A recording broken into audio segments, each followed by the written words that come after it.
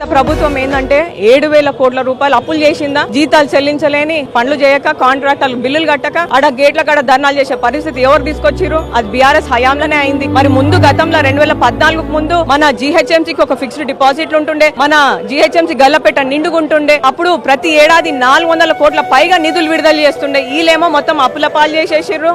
అసలు ఏంటంటే మరి రేవంత్ అనే సీఎం అయినాక నిర్జీవంగా ఉన్న మన జీహెచ్ఎంసీని పునర్జీవం పోస్తుర్రు. కాంగ్రెస్ ప్రభుత్వం అధికారంలోకి రాగానే 1000 కోట్ల నిధులను జీహెచ్ఎంసీ కేటాయించారు. మన రాష్ట్ర బడ్జెట్ ప్రవేశపెట్టంగానే అభివృద్ధి కోసం జీహెచ్ఎంసీకి 10,000 కోట్ల రూపాయలు కూడా నిధులు కేటాయించారు. గతంలో ప్రతిపక్షంలో ఉన్న కాడ ఆ నియోజకవర్గానికి ₹1 నిధులు పోకపోతుండే, ఆడ అనాథలు లెక్క అవుతుండే.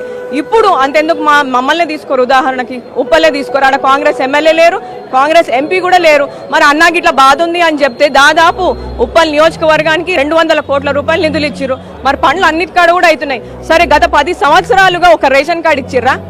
ఇప్పుడు పెద్ద పెద్ద మాటలు మాట్లాడుతున్నారు. ప్రతిపక్షంలో ఉన్నారు కాబట్టి మస్తు చెప్తారు. మరి రేవంత్ అని వచ్చిండు, ప్రతి కాడ అభివృద్ధి అవుతుంది.